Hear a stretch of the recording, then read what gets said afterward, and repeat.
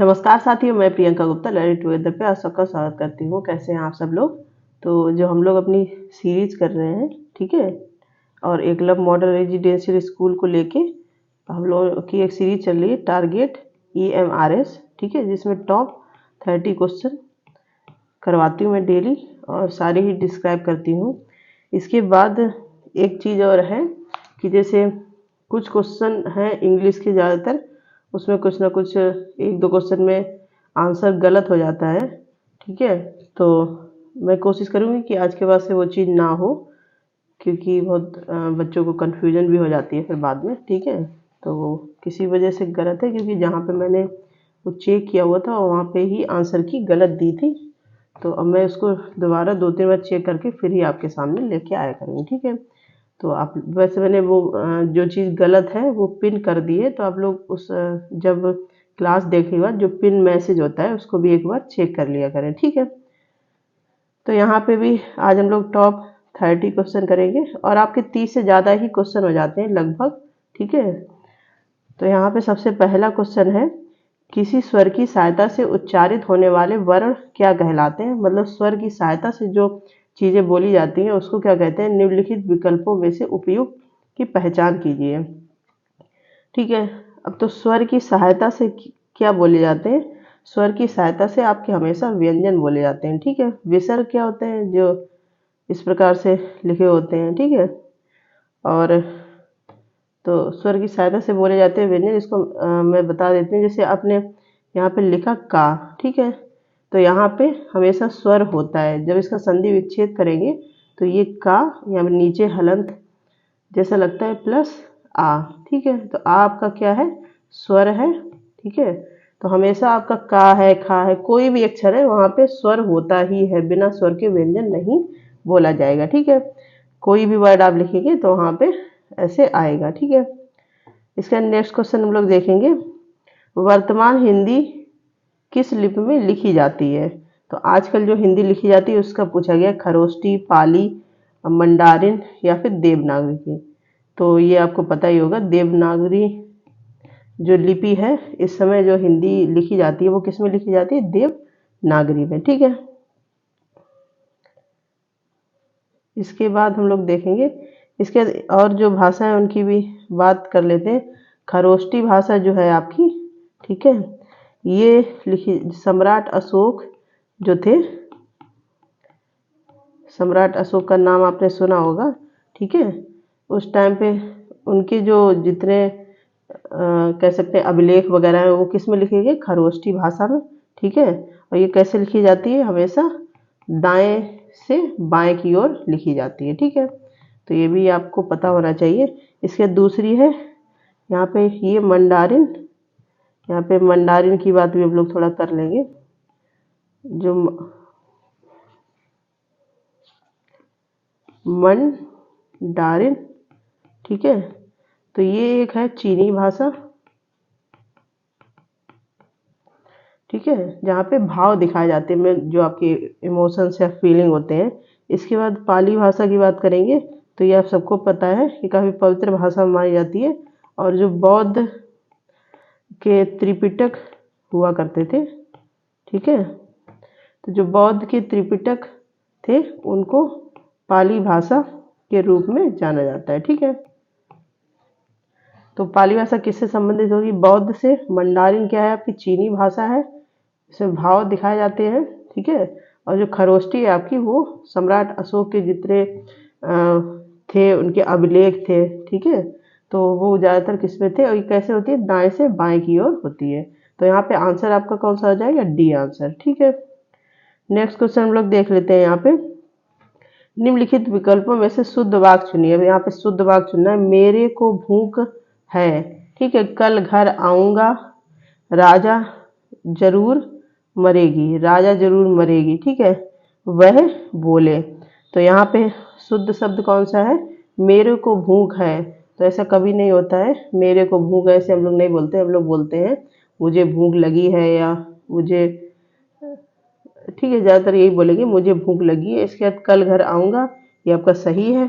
राजा जरूर मरेगी, तो राजा पुल्लिंग को दर्शा रहा है तो मरेगी नहीं आएगा, राजा जरूर मरेगा। इस प्रकार से हो सकता है वह बोले, ठीक है। तो वह यहाँ पे एक वचन है, बोले में आ गया आपका बहुवचन, तो ये भी आपका गलत है। तो यहाँ पे आंसर जो है आपका वो हो जाएगा बी, आंसर यहाँ पे सही हो जाएगा, ठीक है। इसका नेक्स्ट क्वेश्चन हम लोग देखेंगे।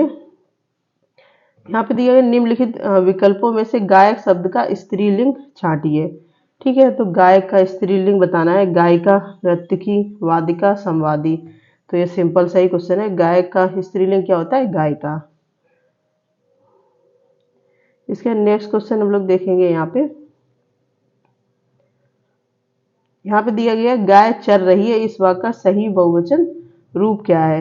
अब इसको बहुवचन रूप में बताना है, तो गावें चर रही हैं, ये नहीं होगा। गायें चर रही है, ये भी नहीं होगा आपका। गायें चर रही हैं, गौएं चर रही है, तो ये भी नहीं होगा। यहाँ पे सी ऑप्शन जो है वो सही हो जाएगा, ठीक है। इसके बाद हम लोग देखेंगे, यहाँ पे दिन है, दिन का सही विलोम शब्द निम्नलिखित विकल्पों में से चुनिए। तो दिन का सही विलोम शब्द क्या होगा, ये भी सिंपल सा है, दुर्दिन है, सुदिन है, रात है, सुबह है। तो दिन और रात, ठीक है। तो दिन का विलोम शब्द क्या हो गया, रात। नेक्स्ट क्वेश्चन है यहाँ पे, निम्नलिखित में से कौन सा शब्द समुद्र का पर्यायवाची है। तो समुद्र का पर्यायवाची बताना है, सरिता है, सरोवर है, जलद है, या फिर सागर है।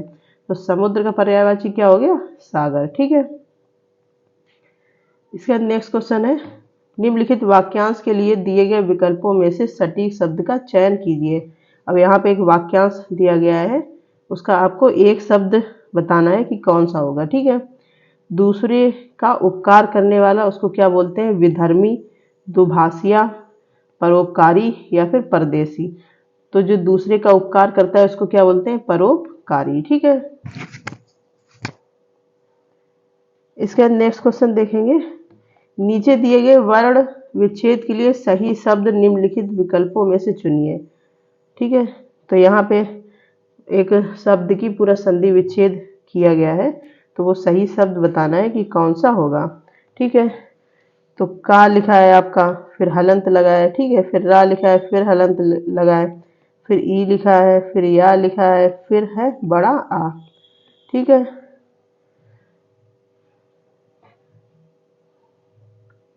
तो ये किसका हो जाएगा, क्रिया। अगर बड़ी ई होती तब हो जाता, तो ये नहीं होगा। इसके बाद की, तो का के ऊपर तो कोई ऐसी मात्रा नहीं है, ठीक है।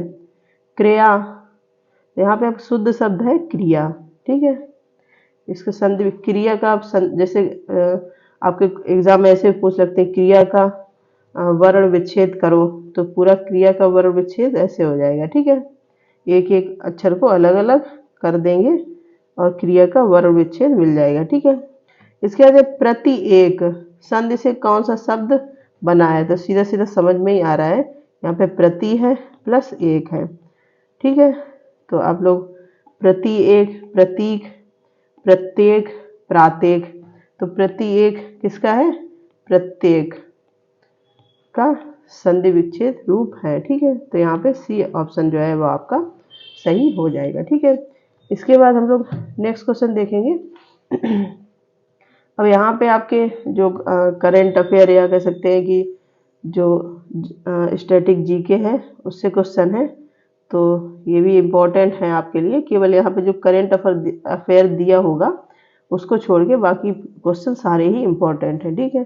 तो यहाँ पे क्या पूछा गया है, निम्न में से कौन सा विकल्प तात्पर्य नेशनल ग्रीन ट्रिब्यूनल द्वारा घोषित नो डेवलपमेंट जोन है, ठीक है। तो एक नेशनल ग्रीन ट्रिब्यूनल है जिसके बारे में क्वेश्चन कई बार देखने को मिलता भी है, ठीक है। तो आप लोग चाहें तो इसको डिटेल में भी पढ़ सकते हैं, ठीक है।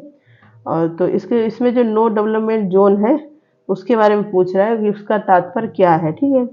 तो हरिद्वार से उन्नाव के बीच गंगा नदी पर पुल बनाया जाएगा, इसका ये मतलब है। या फिर हरिद्वार से उन्नाव को जोड़ने के लिए सड़क का निर्माण होगा, ठीक है। या फिर हरिद्वार से लेकर उन्नाव तक बीच बहती गंगा के 100 मीटर किनारे के क्षेत्र को ग्रीन बेल्ट में बदल दिया जाएगा, हरिद्वार और उन्नाव का अधिक विकास होगा, ठीक है। तो इसका जो मतलब है नो डेवलपमेंट जोन का, कि हरिद्वार से उन्नाव तक बीच बहती गंगा के 100 मीटर किनारे के क्षेत्र को ग्रीन बेल्ट में बदल दिया जाएगा, ठीक है। तो यही है। और आपसे ये क्वेश्चन भी पूछ सकते हैं कि जो एनजीटी है, मतलब एनजीटी फुल फॉर्म क्या हो गया, नेशनल ग्रीन ट्रिब्यूनल, इसकी स्थापना हुई थी 18 अक्टूबर 2010 को। ठीक है, किसके लिए, राष्ट्रीय, इसका हिंदी में है राष्ट्रीय हरित अधिकरण अधिनियम, अधिनियम के तहत ये 18 अक्टूबर 2010 को बनाया गया था। ठीक है, और इसका मुख्यालय भी पूछ सकते हैं, तो इसका मुख्यालय है नई दिल्ली में। ठीक है, तो ये कुछ पॉइंट है जो आपको पता होने चाहिए, क्योंकि घुमा के क्वेश्चन कैसे भी पूछ सकता है।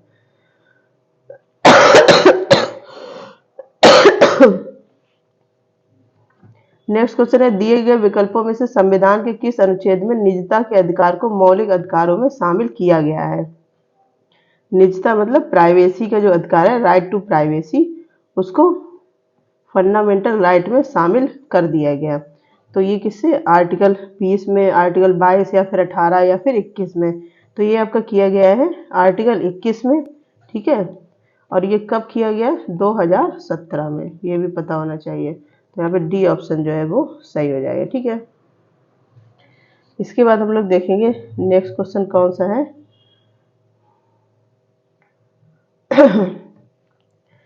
नेक्स्ट क्वेश्चन आपका दिया गया है यहाँ पे, हाल ही में भारतीय चिकित्सा अनुसंधान परिषद ने वैक्सीन से संबंधित शोध तथा विकास के लिए निम्न में से किसके साथ समझौता किया। ये करंट अफेयर का क्वेश्चन है, लेकिन क्योंकि कोविड का काफ़ी स्कोप रहा था तो आपके एग्जाम में भी पूछा जा सकता है, मतलब कुछ चांसेस हैं।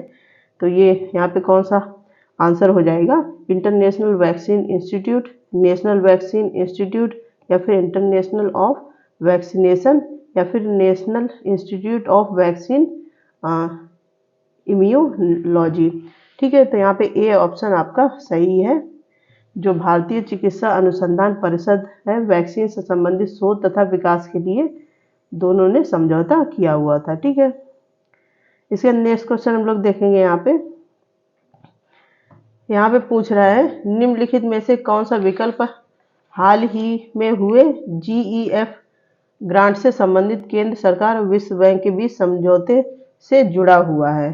तो यहाँ पे ऑप्शन भी देख लेते हैं, ये भी करंट अफेयर का ही क्वेश्चन है आपका। अब देखो इस वाले KVS में करंट अफेयर काफ़ी पूछा गया है, तो ऐसे आपके एग्जाम में भी हो सकता है, क्योंकि पहली बार एग्जाम है तो कुछ आइडिया नहीं है। तो 6 महीने का आप लोग करंट अफेयर जरूर तैयार रखें। ठीक है, और क्योंकि लगभग सारे एग्जाम में 6 महीने तक का करंट अफेयर पूछा जाता है। तो इसको क्या है, monetary fund regulation project, ecosystem service improvement project, या फिर ट्रेड एंड टैरिफ्स प्रोजेक्ट, या फिर एम्प्लॉयमेंट अपॉर्चुनिटी प्रोजेक्ट। ठीक है, तो यहाँ पे आपका आंसर जो है वो बी आंसर सही हो जाएगा। ठीक है, नेक्स्ट क्वेश्चन है, हाल ही में लॉन्च किए गए सागरवाड़ी की निम्न में से कौन सी सही व्याख्या है।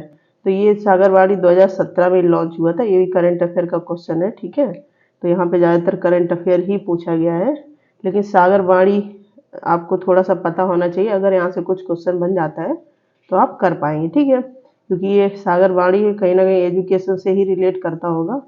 तो यहाँ पे देखते हैं, शिक्षा से संबंधित एक एकीकृत सूचना प्रसार प्रणाली है, या फिर सागर अलर्ट से संबंधित एकीकृत सूचना प्रसार प्रणाली, औद्योगिक संबंधित एक एकीकृत सूचना प्रसार प्रणाली है, या फिर व्यावसायिक कौशल विकास से संबंधित एकीकृत सूचना प्रसार प्रणाली है। ठीक है, तो जो सागरवाड़ी है आपकी, वो किससे रिलेट करती है, सागर अलर्ट से। ठीक है, तो बी ऑप्शन यहाँ पे सही हो जाएगा, करंट अफेयर का ही क्वेश्चन है।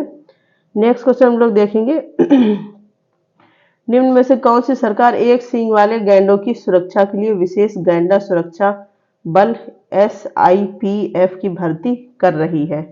मतलब गैंडा होता है उसकी सुरक्षा के लिए एक विशेष अलग से पुलिस फोर्स बनाया गया है। तो ये कहाँ पे बनाया गया है, केरल सरकार, तमिलनाडु, असम, या फिर बंगाल सरकार के द्वारा। तो ये बनाया गया है आपका असम सरकार के द्वारा। ये स्पेशल फोर्स बनाया गया किसके लिए, गैंडा की सुरक्षा करने के लिए। ठीक है, इसके नेक्स्ट क्वेश्चन हम लोग यहाँ पे देखेंगे, 2017 में निम्न में से कौन सा दिन अंतर्राष्ट्रीय बाघ दिवस के रूप में मनाया गया है। तो बाघ दिवस है तो आपके में भी आ सकता है, आपके में यहाँ पे 2017 की बात की गई है, ठीक है। और आपके में जैसे थीम वगैरह पूछ सकता है 2023 के या फिर ऐसे, ठीक है। तो थीम, आजकल थीम से रिलेट होके काफ़ी क्वेश्चन भी आते हैं। तो ये कब किया गया था? 29 सितंबर को, 29 जून को, 29 अगस्त को, या फिर 29 जुलाई।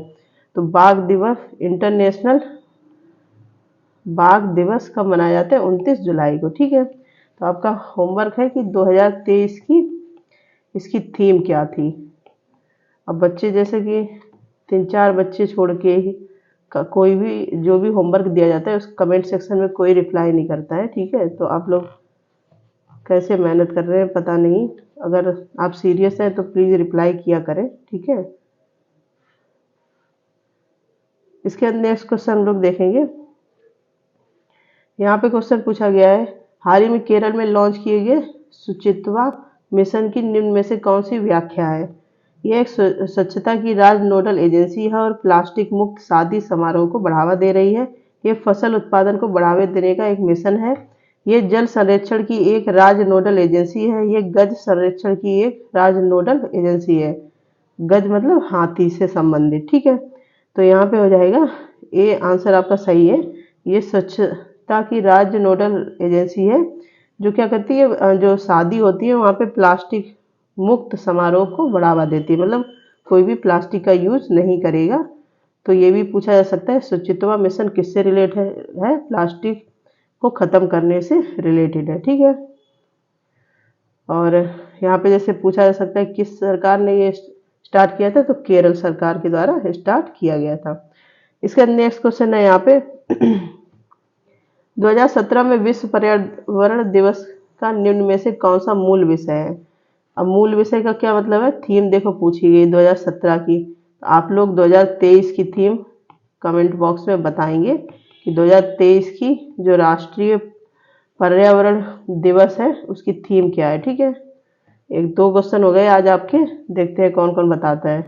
तो 2017 में तो आपकी रही थी कनेक्टिंग पीपल टू नेचर, 2023 की आप लोग बताएंगे, ठीक है। नेक्स्ट क्वेश्चन है यहाँ पे, पर्यावरण की हानिकारक परिस्थितियों को घटाने के लिए पर्यावरण मंत्रालय ने हाल ही में निम्न में से कौन सा अभियान शुरू किया था? तो ये भी 2017 की ही यहाँ पे बात कर रहे हैं।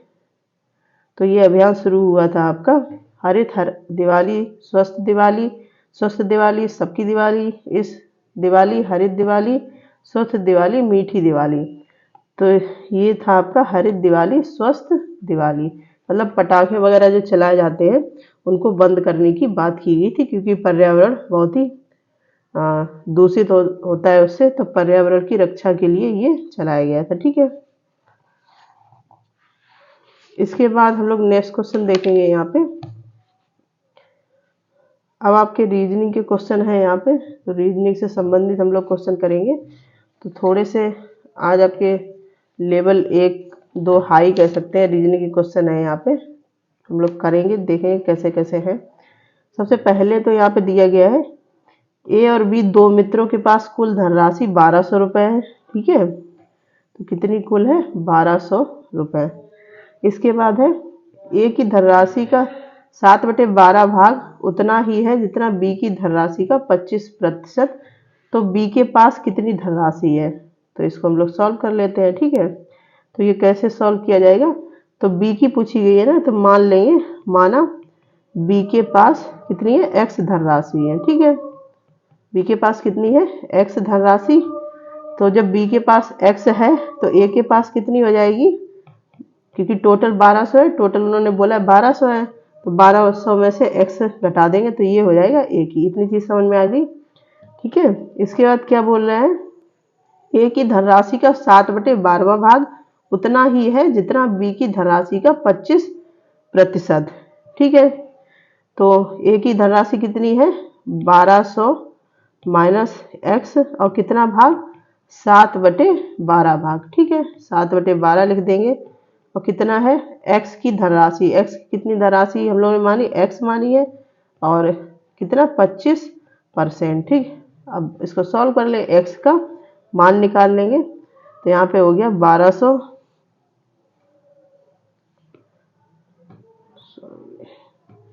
ये आपका हो गया यहाँ पे 1200 माइनस एक्स, और इसको सॉल्व करेंगे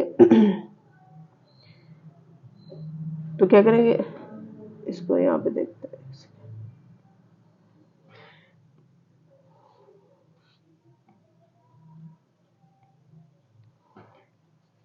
अब देखो ये 7 है, इंटू में है तो 7 का दोनों में गुणा करेंगे, 1200 गुणे 7 माइनस 7x, ठीक है। और जो आपका 12 है उधर यहाँ पे बटे में है, तो इधर जब जाएगा तो किस में आ जाएगा, इंटू में। तो x गुणे 25/100 हो जाएगा, परसेंट को ओपन करेंगे जब, और कितना है, जो नीचे से हम लोगों ने भेजा है वो कितना है, 12, ठीक है। अब इसको और सॉल्व कर लेंगे, तो करते हैं इसको। तो यहाँ पे पहले 25 चौकू 100 हो जाएगा, 4 तिया 12, ठीक है। यहाँ पे ये चला जाएगा, तो यहाँ पे बचा 1200 इंटू से 7, और 7x, इधर कितना बचा, 3x, ठीक है। ये इधर चला जाएगा, तो ये कितना हो जाएगा, 7 माइनस के इधर दूसरी तरफ जाएंगे तो कितने हो जाएंगे, यहाँ पे कर लेते हैं। तो 12 सत्ते कितने होते हैं, 84, ठीक है, 2 जीरो है, और इधर 7 माइनस के हैं तो दूसरी तरफ जाएंगे तो कितने हो जाएंगे, प्लस के, ठीक है। मैं यहाँ पे इतना डिटेल में इसलिए बता रही हूँ क्योंकि कुछ बच्चे हैं जो मैथ से रिलेट नहीं करते तो उनको थोड़ी दिक्कत हो जाती है, ठीक है। तो ये हो गया। इसके बाद x की वैल्यू निकालेंगे। अब जब हम लोग x की वैल्यू निकालेंगे तो 10 के गुणे में है x, तो ये बटे में चला जाएगा, इधर दूसरी तरफ 8400/10, 0 से 0 चला जाएगा, तो x बराबर कितना आएगा, 840, ठीक है। तो हम लोगों को यहाँ पे b की धनराशि पूछी गई थी, कितनी, b की धनराशि कितनी है, 840। सी ऑप्शन सही हो गया आपका, ठीक है। तो आशा करती हूँ आपको ये समझ में आ गया होगा। इसके बाद हम लोग देखते हैं नेक्स्ट क्वेश्चन। क्वेश्चन है, एक नगर की जनसंख्या 40% पुरुष है, 35% महिला है। नगर में सभी बच्चों में 40% लड़कियां हैं। यदि लड़कियों की कुल संख्या 1200 है तो नगर की कुल जनसंख्या कितनी होगी। तो ये भी सिंपल सही है। तो हम लोग पहले मान लेते हैं कि जो जनसंख्या टोटल है, टोटल कुल जनसंख्या कितनी है, x, ठीक है। इसके बाद प्रश्न में क्या बोल रहा है, बच्चों से स्टार्ट है, तो बच्चों की संख्या कितनी है, बच्चों की संख्या टोटल कितनी है, x, ठीक है। और बच्चों की कितनी है, 40x/100 प्लस 35x/100, ठीक है। मतलब बच्चों की जो संख्या है टोटल में से बच्चों की संख्या कब निकलेगी, जो टोटल है, टोटल हम लोग कितना माना, x माना, और पुरुष कितने 40%, तो 40x/100 हो गया, प्लस महिलाएं कितनी है 35x/100, ठीक है। तो टोटल में से महिला पुरुष घटा देंगे तो बच्चे मिल जाएंगे ना हम लोगों को, ठीक है। समझ में आ गया होगा आपके। तो इसको जब सॉल्व करेंगे तो ये आ जाएगा आपका 25x/100, ठीक है, 25 चौकू 100, तो ये आपका x/4 आ गया। अब लड़कियों की संख्या निकालेंगे। अब यहाँ पे देखो दिया गया लड़कियों की संख्या कितनी है, तो लड़कियों की संख्या जब निकालेंगे तो लड़कियों की संख्या कितनी दी गई, 1200, और किसके बराबर है, बच्चों की टोटल संख्या यहाँ पे कितनी है, x/4।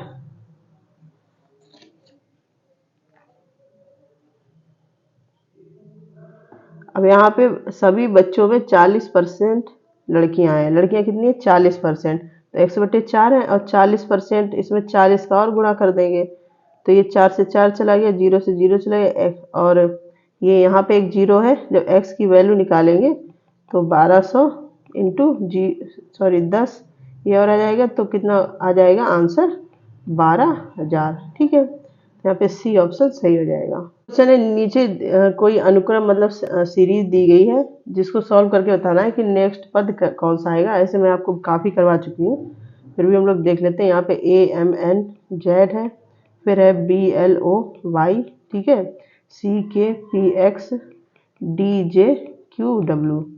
अगर ये वाले भी आपके क्वेश्चन परीक्षा में सही नहीं हुए तब तो फिर आप बिल्कुल ही मेहनत नहीं कर रहे हैं, क्योंकि बहुत सिंपल है। मैं बहुत बार बता चुकी हूँ, ABCD पूरी लिखनी है, उनकी नंबरिंग करनी है। तो तो यहाँ पे देख लेते हैं, ए से बी हो रहा है सबसे पहला +1 हो रहा है, फिर बी से सी हो रहा है, फिर +1 हुआ, सी से हुआ डी, मतलब एक एक बढ़ता जा रहा है। ठीक है, अब एम एन मतलब +1 यहाँ पे लगा, तो यहाँ पे लगा के देखते हैं, एम से एन मतलब एन नहीं हो रहा, तो यहाँ पे क्या हो रहा है, एम एक पीछे जा रहा है, m-1, एल से के हो गया, यहाँ पे -1, फिर ये हुआ तो यहाँ पे भी -1, फिर ठीक है, फिर यहाँ पे देखते हैं एन ओ, एन से ओ रहा है, +1 हुआ, ओ से पी हुआ, फिर +1, मतलब सीक्वेंस समझ में आ गया, पहले -1 हो रहा है, फिर +1 हो रहा है। ठीक है, तो वही चीज हम लोग फिर से लगाएंगे, तो नेक्स्ट क्या आ जाएगा, डी में +1 और करेंगे तो क्या आ जाएगा, ई आ जाएगा। ठीक है, इसके लास्ट में क्या है, क्यू में माइनस जब हम लोग करेंगे तो क्या आएगा, क्यू में एक माइनस करेंगे तो क्या आएगा, P Q,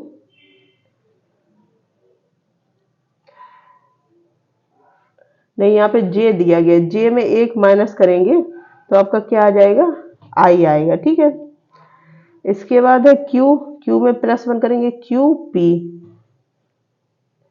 P Q R, sorry Q R आएगा। ठीक है, आर यहाँ पे आ जाएगा। इसके बाद फिर डब्ल्यू में -1 करेंगे, -1 करेंगे तो क्या आ जाएगा, वी, मतलब ये आपका नेक्स्ट टर्म आ जाएगा। अब इसको मैंने डिटेल में इसलिए नहीं बताया क्योंकि आप लोग एक बार ट्राई करके देखना, पूरी एबीसीडी लिखना और नंबरिंग करना, फिर आपको सीक्वेंस अपने आप पता चल जाएगा, +1 -1 +1 -1। ठीक है, इसके बाद नेक्स्ट क्वेश्चन है यहाँ पे, त्रिभुज की माध्यिकाएं इसके अंदर एक दूसरे को काटती हैं, इस प्रकार बनी आकृति में कुल कितने त्रिभुज होंगे। त्रिभुज की माध्यिकाएं, एक त्रिभुज बनाते हैं। ठीक है, अब क्या बोल रहे हैं, एक त्रिभुज बना लिया, फिर त्रिभुज की माध्यिकाएं उसके अंदर एक दूसरे को काटती हैं। माध्यिकाएं क्या होती है, जो बीच से लाइन पड़ती है, तो एक यहाँ पे पड़ी, एक इधर पड़ गई, एक इधर से पड़ेगी। ठीक है, तो ये हो गई माध्यिकाएं। अब पूछा है कि इस प्रकार बनी आकृति में कुल कितने त्रिभुज बनेंगे। अब कुल कितने त्रिभुज बनेंगे ये चीज पूछी गई है, तो कितने हो गए, 1 2 3 4 5 6, तो ऐसे ही हो गए। ठीक है, तो अब क्या करें, पहले सबसे पहले एक से हम लोग देखेंगे, जब एक से बनेगा तो एक से बनेगा 2, ठीक है, फिर 3 4 बनेगा, फिर 1 2, क्योंकि ये भी तो बनेगा ऐसे ऐसे। ठीक है, 1 2 हो गया, फिर ये वाला हो गया, फिर 3 4 हो गया। ठीक, फिर कितना हो गया आपका, 5 6। अब देखो ये कैसे बने, मैं बताती हूँ। यहाँ पे 1 2, ये वाला एक बन गया, 1 2, दूसरा कलर ले लेते हैं। एक तो आपका ये बन गया 1 2, ठीक है, क्योंकि ये छोटे छोटे बनेंगे, बड़े हुए तो त्रिभुज ही है। इसके 3 4, मतलब ये वाला बनेगा 3 4 2, ठीक है, 6 तो ये हो गए जो हम लोगों ने 1 2 3 करके निकाल लिए। इसके बाद एक ये बन गया, एक ये बन, अब ऐसे ही एक इधर भी बनेगा। ठीक है, तो ये कितने हो गए, 3 ये हो गए आपके। अब इसके बाद दूसरा और भी बनेंगे, अभी कहाँ चला गया,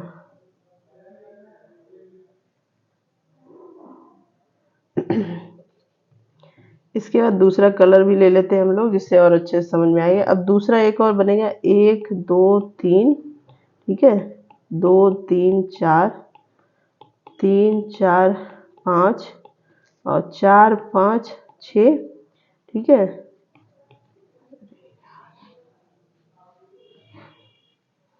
4 5 6 हो गया। फिर हो गया आपका 5 6 1 6 1 2, ठीक है। अब देखो 1 2 3, 1 2 और 3, ऐसे ऐसे बनेंगे ये आगे, 1 2 3, ठीक है। फिर उसके बाद 2 3 4, 2 3 4, एक ऐसा भी बनेगा, ठीक। फिर 3 4 5, 3 4 5, एक ऐसा बन गया। फिर 4 5 6, 4 5 6, एक ऐसा बना। 5 6 1, 5 6 1, एक इधर जाएगा, ठीक है। तो ऐसे ऐसे हम लोग निकाल लेंगे, तो ये टोटल बनेंगे 6 यहाँ पे हो जाएंगे, ठीक है। और फिर एक पूरा बनेगा आपका, एक पूरा कौन सा बनेगा, 1 2 3 4 5 6, ठीक है, मतलब पूरा ही एक ऐसे वाला, तो वो कितना हो गया, 1 हो गया। अब इनको जोड़ो पूरे को, 6 और 3 कितने हो गए, 9, 9 और 6 15 और 1 16, मतलब टोटल यहाँ पे 16 त्रिभुज बनेंगे। ठीक है, क्योंकि हर एंगल से देखेंगे ना। अब ऐसा तो है नहीं केवल एक त्रिभुज बनाया यहाँ पे, जैसे बहुत से लोगों का ये होगा 6 क्यों नहीं है, तो 6 इसलिए नहीं है, जब इसको ऐसे ऐसे बनाएंगे तो इधर से भी तो बनेगा, हर जगह से बनेगा, या आप वैसे करके देख सकते हैं, तो ये भी एक तरीका है। ठीक है, इसके नेक्स्ट क्वेश्चन हम लोग देखेंगे। अब यहाँ पे ये रक्त संबंध से क्वेश्चन है, तो ये आप लोग को आसानी लगेगी करने में। यदि ए भाई है बी का, ठीक है, तो सबसे पहले जैसे जैसे बोल रहे हैं वैसे वैसे करते चलते। ए जो है बी का भाई है, ये क्या है, भाई। ठीक है, सी माता है ए की, सी माता है ए की, तो माता जी को ऊपर करेंगे, सी ये माता है। इसके नेक्स्ट क्या बोल रहे हैं, बी पौत्री है डी की। अब बी जो है पौत्री है डी की, तो डी को ऊपर रख लेते हैं, क्योंकि ये बी है, ये कौन है, पौत्री, मतलब यहाँ बीच में कोई और भी होगा, इनके पिता या माता जो भी पौत्री है तो पिता हो गए, हो सकता है, क्योंकि ये इनकी पौत्री है। ठीक है, यह पुत्र है ए का, एफ पुत्र है, एफ ए का पुत्र है यहाँ पे। ठीक है, ये इनका पुत्र है। अब क्या पूछ रहा है, तो एफ किस प्रकार संबंधित है डी से, तो एफ का डी से संबंध पूछा गया। अब देखो ये इनकी पौत्री है, ठीक है, तो मतलब ये इनका पौत्र होगा, और पौत्र का पुत्र मतलब क्या कह सकते हैं, ग्रेट ग्रैंडसन। ठीक है, प्रपौत्र, पौत्र का भी पुत्र, यहाँ पे देख पा रहे हैं आप, यहाँ पे ये पौत्री है, तो इसका भाई है, ये पौत्र हो गया। अब पौत्र का पुत्र प्रपौत्र, मतलब बी ऑप्शन यहाँ पे सही होगा। काफी लंबा यहाँ पे उन्होंने दिखाया। इसका नेक्स्ट क्वेश्चन हम लोग देखेंगे। ये आपके दिशा वाले हैं, ठीक है, ये आप करके लाएंगे होमवर्क, एक बार करके ला, नहीं तो मैं कल बता दूंगी इसको, कोई दिक्कत नहीं है। ठीक है, इसके बाद एक और क्वेश्चन है आपका ब्लड रिलेशन का ही, तो इसको भी आप लोग करके लाना। ठीक है, आज काफ़ी होमवर्क हो गया, देखते हैं कौन कौन से क्वेश्चन करके लाते हैं। अगर ये 2 क्वेश्चन आपके नहीं हो तो मैं बता दूंगी कल। ठीक है, और आपके आज 30 से ज़्यादा ही क्वेश्चन में लेके आएंगे, तो आशा करती हूँ आपको अच्छे लगे होंगे, और इसी प्रकार बने रहिए और देखते रहिए, अपनी प्रैक्टिस करते रहिए। और जो भी होमवर्क दिया जाता है, इसलिए नहीं दिया जाता कि मैं अपने आप से पीछा छुड़ा रही हूँ, इसलिए दिया जाता है कि आप खुद करें तो थोड़ा प्रैक्टिस होगी, क्योंकि एग्ज़ाम में तो आपको ही करना है जाके। ठीक है, तो आप जो लोग सीरियस हैं बच्चे, वो ज़रूर करके लाएं, आंसर भी बताएं। ठीक है, और इसी प्रकार क्लासेस के लिए बने रहिए लर्निंग टुगेदर से। धन्यवाद।